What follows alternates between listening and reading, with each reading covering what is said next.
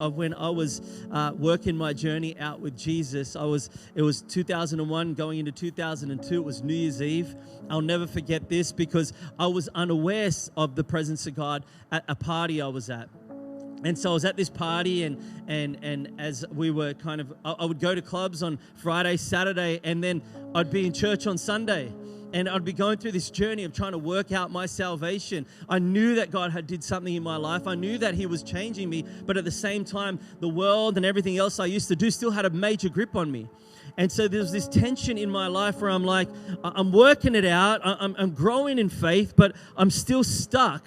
And I remember I was at a party, and let's just say that this was the room I was in, and we had like lines of cocaine lined up here. And all my friends were around me. And remember, I'm going to church on Sundays, but I'm still working in the world on Fridays, Saturdays. And I'll never forget this as long as I live. I was like this, and I was halfway through the line of drugs. And as I was halfway through the line of drugs, I was like, the voice of the Holy Spirit spoke to me. He said, that's the last time you're ever going to take drugs. And I remember I was sitting there, and I'm looking at my friends.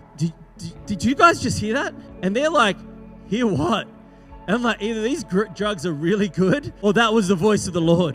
Can I tell you, that day I walked out of that party and it was like I was sober. I'd never touched drugs ever since. Now, I know that's not everybody's story. Some people have a struggle with addiction, but God delivered me in a moment. And as I've shared that story, it's amazing how people who have their own addiction sitting in a congregation like this are struggling, but then God breaks it off them as well.